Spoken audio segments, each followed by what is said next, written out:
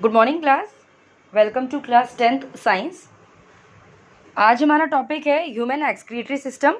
आज हम excretory system के बारे में पढ़ेंगे। तो बेटा एक्सक्रीटरी सिस्टम क्या है?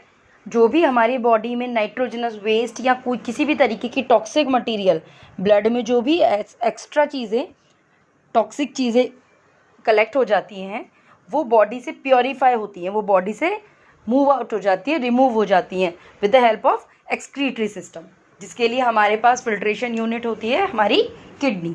तो बेसिकली हमारी बॉडी से हमारा टॉक्सिक मटेरियल रिमूव करने का काम कौन करता है? हमारी kidneys. Fine. So first of all हम देखते हैं कि हमारे एक्सक्रीटरी सिस्टम में क्या क्या चीज़ें हैं, उनके नाम क्या हैं। देन वी विल डिस्कस कि फिल्ट्रेशन किस तरीके से होता है। Fine. Okay, so this is the excretory system of human being. Fine. Excretory system of human being में हमारे पास दो किडनी है, one right kidney and one is left kidney. There are two renal, one is renal artery and one is renal vein. As in the case of circulation we had pulmonary artery and pulmonary when. हमने वहाँ word use किया था pulmonary because of the lungs. जहाँ pulmonary word होता है वो किसके लिए होता है? लंग्स के लिए। Here we are using renal. Renal is the word for kidney. जैसे किडनी फेलियर के लिए भी रीनल फेलियर वर्ड यूज़ किया जाता है। फाइन। तो यहाँ पे क्या है? Renal artery and renal vein. Renal artery impure blood लेके आती है जिसके अंदर नाइट्रोजनस वेस्ट होता है, और रीनल वेन प्योरीफाइड ब्लड को लेके जाती हैं। फाइन। सो लेट्स डिस्कस कि ये चीज़ें कैसे काम करती हैं। किडनी में फिल्ट्रेशन होता है। फिल्ट्रेशन के बाद जब सारा ब्लड प्योरीफाई हो जाता है और किडनी में उसका फिल्ट्रेशन हो जाता है, तो किडनी के अंदर जो कलेक्टिंग ट्यूब होती है, कलेक्टिंग ट्यूब सारा टॉक्सिक मटेरियल और कुछ वाटर अपने कलेक्टिंग ट्यूब में इकट्ठा करके रखती है, जिसे हम यूरिन बोलते हैं। Then that urine moves through the ureter, और उसके बाद एक बैग जैसा स्ट्रक्चर होता है which is called bladder, urinary bladder, जहाँ पे हमारा यूरिन स्टोर हो जाता है तब तक के लिए जब तक हम उसको यूरेथ्रा की हेल्प से पास आउट ना कर दें। Fine. So this is the human excretory system. Now how purification occurs inside the kidney? For that we need to see what is there inside the kidney.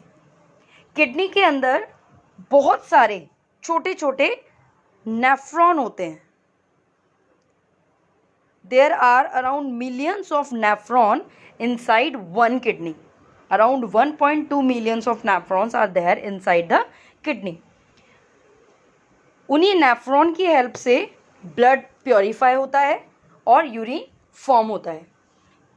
Now let's have a look of the structure of nephron and let's see how it is working. This is a broad structure of nephron. It is easy for you so that you can understand this. See, as we have renal artery and renal veins here, first the blood from renal artery, which has certain nitrogenous waste in it, will pass on with a pressure, with a high pressure to the this structure. This structure is called Bowman's capsule. Bowman's capsule. And inside the Bowman's capsule there are so many capillaries which are called glomerulus. Fine.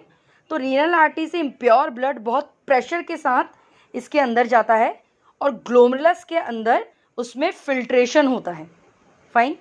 उसके filtration के बाद जो भी चीज़ें हैं, nitrogenous waste, urea, some glucose, salt, amino acids, water, ये सारी चीज़ों का मिक्सचर इस ट्यूब से मूव करता है।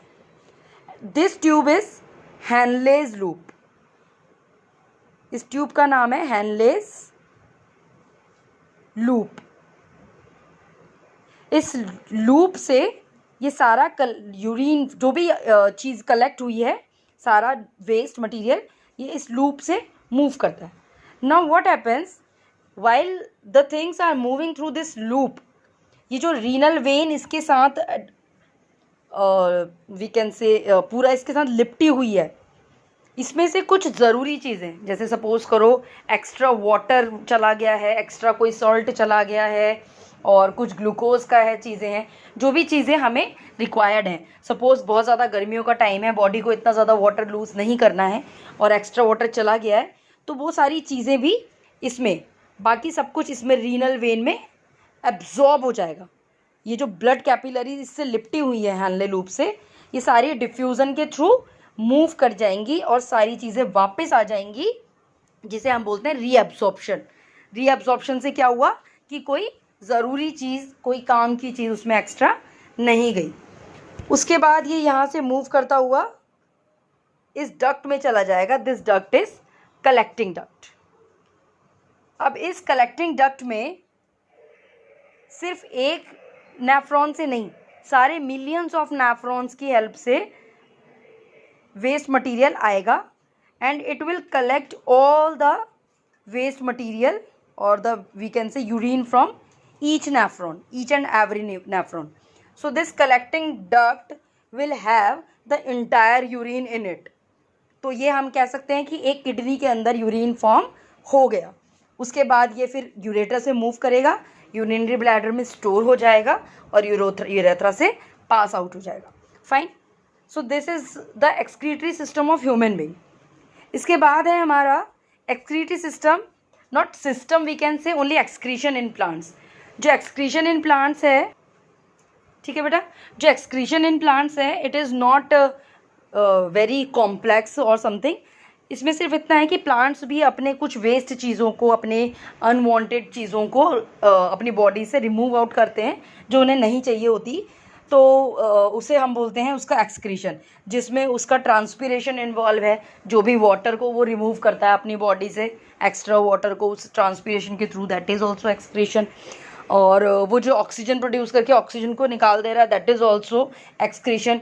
और कुछ केसेस में वो क्या करता है, अपना एक्सक्रीट आउट, जो उसको मटेरियल जो भी रिक्वायर्ड नहीं है, वो अपने प्लांट के डेड सेल्स में इकट्ठा कर देता है। तो फिर वो डेड सेल्स कुछ टाइम बाद बॉडी में से रिमूव हो जाते हैं, that is also a kind of respiration. कई बार वो अपना टॉक्सिक मटेरियल या वेस्ट मटेरियल लीव्स में, पत्तियों में इकट्ठा कर देता है, फिर वो पत्तियाँ झड़ जाती हैं, दैट इज़ ऑल्सो एक्सक्रीशन।